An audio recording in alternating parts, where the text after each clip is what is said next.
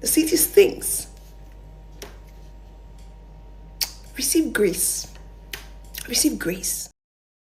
Amen. When I watched put out our own piece, I was like, I love. See, I actually love the sort of the skills that she used in presenting it. Like, oh, you are going through hell. You are suffering. You're choking. Bills are killing you. Like you are practically like existing in man-made hardship, but you can't say anything because, oh, he's my tribesman. Oh, he's my tribesman that is dead, so I can't say anything. I would rather just die and choke to death.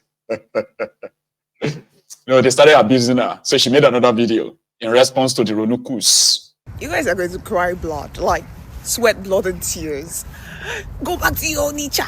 Stop staying in Lagos. Does this look like Lagos to you? I don't understand. Did I tell you guys I've ever been? Okay, I've been to Lagos for the MBA conference, you know? Those things the lawyers do, MBA conference. I went there. 2018, as far back as 2018, and it smells like high heaven. Does this look like Lagos to you? I'm not in Lagos. Never been. I love my state so much, Cross River State. So to those you haters. Woo! Love the weather. It smells so clean here. By the way, Estonia was like the cleanest country in 2024. Still is. So, bah. Congrats. She stays in Estonia, by the way. So the Ronukus were telling her to go back to Anambra. She's from Cross River State, right? Immediately she made the first video and said, why can't you all kind of want something good?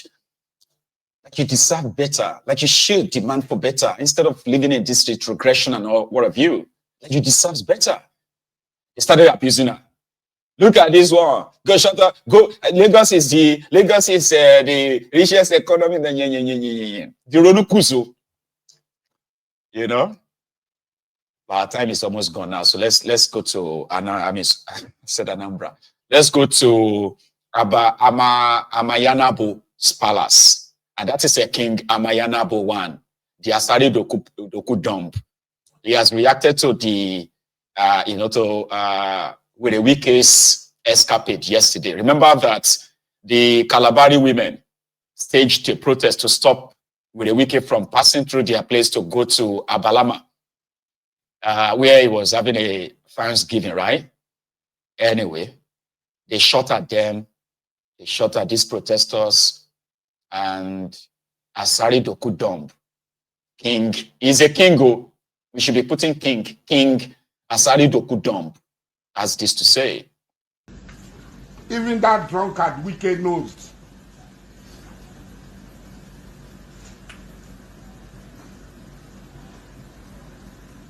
Yeah, they said we will not come. If we are coming, will you come, Wike? Oh, they will not come. You will not come. Just this man, Asari Dokubo is not coming. His people are not coming, so you come. You are making mouth. You are shooting tear gas at unarmed women. You are shooting guns at unarmed women. All you wanted to lure me. Boma in her capacity as a woman, without the police. Why didn't you confront her? Was it the job of police to shoot tear gas at unarmed women? Where in any civilized society is that done? You are daring Ijaw people. And those of you who are disgraced, somebody who abused you, you out of the abundance of the heart, take your problem to him and leave it there. He's going to, who is in years or Wike? I have restrained myself. Who is the yes or Wike? Who is he? What has he done before other than stealing government money? Where has he worked? What is his pedigree? Who is his father? Who are his fathers from generation to generation? Who know them? He's talking of violence. If anybody had benefited from this corrupt Nigerian system. Is that idiot calling us over here?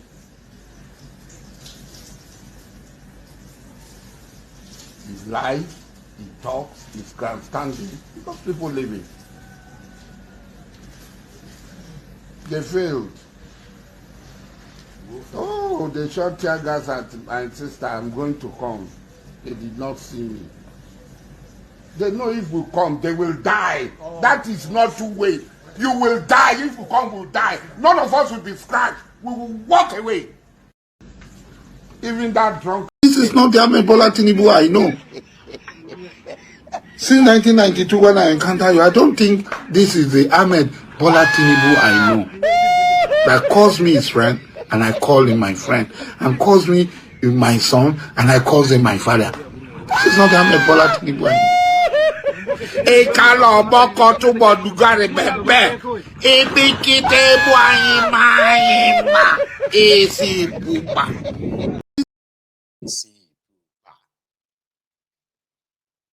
Asari Dokubo or Asari Dokupig. His own sister, right, was the one who led those women yesterday in blacks, and they shot at them truly. And Asari said, "Can you imagine?" So they did that so that they were expecting him to show up. But if he showed up, would the Wike be able to stand? When the Asawana.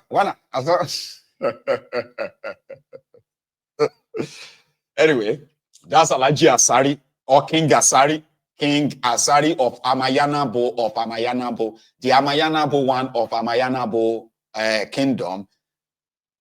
Amayanabo. Right. Anyway,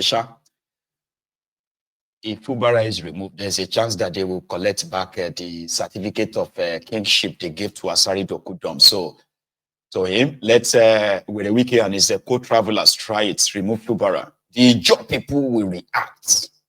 Right.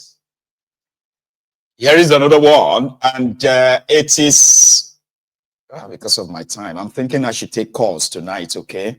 However, you will just have to indulge me. Okay. Let me unload everything I have loaded on here. Right. And whatever time we have left, we'll take calls. Okay.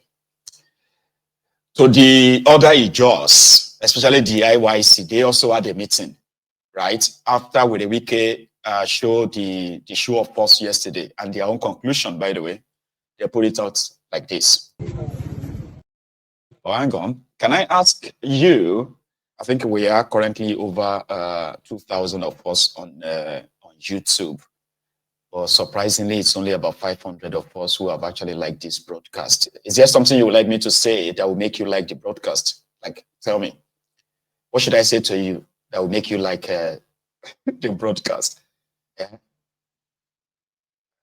I don't know what to say to you, but please take a moment and like the broadcast, okay? On YouTube, yeah?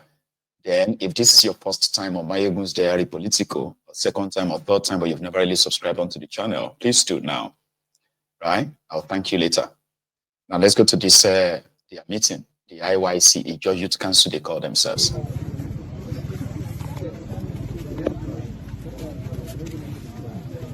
Hands up! Today the world will see that I'm Comrade Allen Gabriel, Speaker, Ijaw Council, IYC Parliament.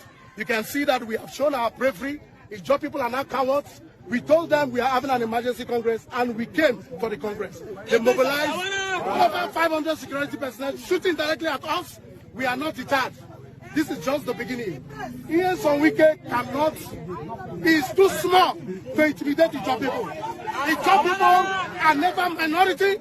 Ijaw people are the majority in Rivers State, and majority, we have paid the ultimate price with our blood, making sure that we have all the intervention agencies that we have today in the Niger Delta. It is the price paid by Ijaw people. What they have done today, they shot at us, live ammunition, our women are injured, physically in the hospital, but we are telling the world, we don't know what will happen next. They have just done what they can do, but we have told the world, we are Ijaw people. And what we said, that Asawara will die, Asawara is a spirit that can never die. We will not allow them to repeat this nonsense again. We are more formidable in the nearest future In the next couple of days, the world will see the movement of the Ijaw people to show that we are Ijaw people.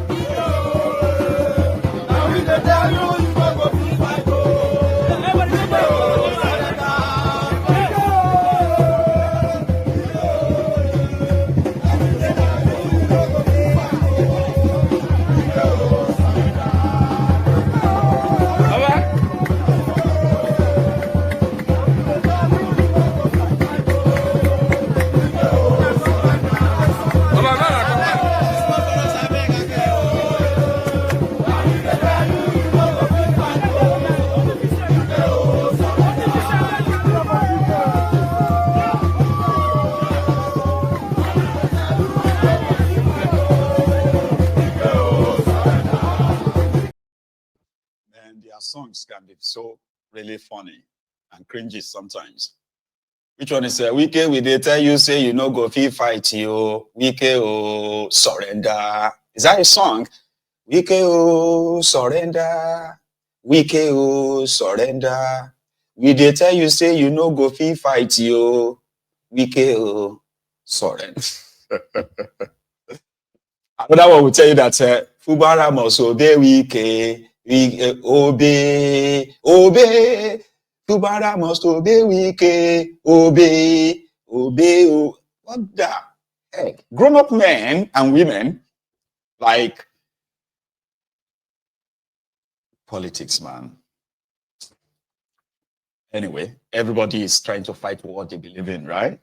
Wherever it is, wherever it is that pays your bill, right? You probably have to defend that, don't you? So when El Rufai, the Kaduna Littlefinger, joined SDP and made the announcement, the declaration, he also invited other oppositions to also join. He was dropping the name of Bokwari, by the way. Remember he said it was Bokwari that told him to go and contest for governorship of Kaduna. That he never wanted to be governor, And then he also said that he consulted with Bokwari because now he had to leave APC Egbekegbe to save Nigeria. So therefore, Bokwari also gave him the go-ahead to go and join another party. Only for Bokwari to turn around and say, no, I didn't say that too. Anyway, that was something like a consolation for the Tiknumbu and his gang at that point, right? Knowing that Bokwari came out to debunk. It was actually Garbage Shehu, the Garbage Shehu that came out and said, oh, Bokwari is still a APC member, is not joining them in SDP. So if the Bokwari, the Daura lifeless money coin, is not joining them in SDP, they decided to go and get a Bokwari from Temu. Temu is a joke though, right? They say anything that you cannot afford, if you cannot afford the original, you can go to Temu and order one. And you're likely going to get a replica. Remember that guy that Igbo guy that used to parade himself as Bokwari? They have a name for him, I've forgotten his name. So if the Bokwari, the lifeless money coin, is not going to follow El Rufai to SDP, maybe the Bokwari of Temu, which they quickly ordered one. That one has declared that he has left APC. Egbekegbe is now joining them in SDP. He actually put out a statement. Hello, everyone. My name is Obinna Simon, popularly known as MC Tagway. I am here today to say a couple of things that I feel are very necessary and important to be addressed. I have 3 things I need to discuss and talk about. One of which is I want to sincerely, from the depth of my heart, apologize to Nigerians, and at the same time, I take full responsibility of my actions during the 2023 presidential election, the campaign and all of that. It's a public knowledge that I played a significant role in marketing the now president of the Federal Republic of Nigeria. And of course, a lot of people were convinced by my call. Some of the videos I did online and the rest, I was all over the place. I have gone around the country to campaign for the president. Why am I apologizing? I'm apologizing because things have turned south. To be honest, many Nigerians want this country to be a better country. Many Nigerians want this country to be one of the best countries in the world. And personally,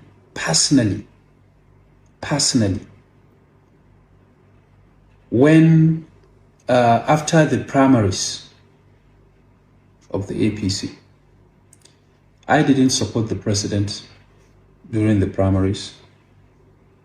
I supported a different aspirant. And then when the president emerged, I probably maybe out of emotions and all of that, my aspirant didn't win and all of that. And I also felt that I had my convictions why I didn't even support him during the primaries. And then after that, I felt, okay, now I have to take a decision.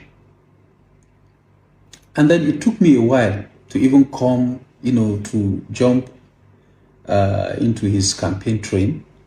I can remember there are people that came to my office, this office, I don't want to call names, who came to plead with me to please come and join the campaign. There are some support group, one or two, like three of them, three support groups, different support groups. They came at different intervals that please I should come and lend my voice and, campaign for the now president. It took me time to decide. But when I made up my mind to campaign for him, some of the points I looked at was, this was a former governor of Lagos State. And he did 2 terms in Lagos.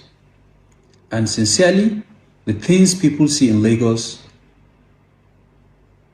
are the product of his leadership as at that time. No doubt.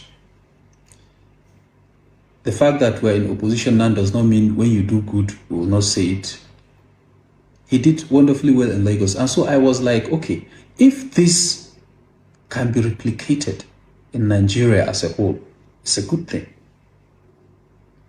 It will be a pride for me that I supported a candidate that have changed Nigeria. So I said, okay, that's fine. And also with the knowledge that the Southwest have a very good, knowledge of economy and finance. I said, I think this is a good one. Then I jumped in. But unfortunately, this is almost 2 years down the line. I was not sure if I was wrong after 1 year. But this is going to 2 years, and I was convinced that I was wrong.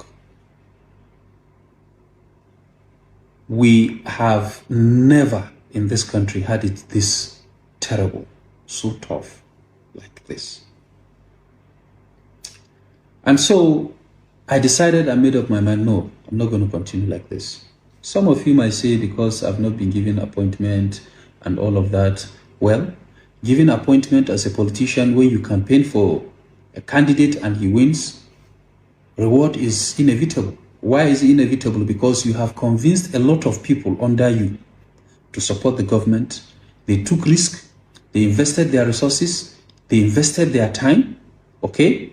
So it is only proper whenever you that is close to the power gets rewarded, it goes down. It's a chain, okay? But that is not even happening, okay? So how do you continue in a place whereby you are not being helped? You also cannot help anybody that is under you, okay? So I decided, okay, that I am living. I need to consult and see the party that will suit and fit in my aspirations and expectations.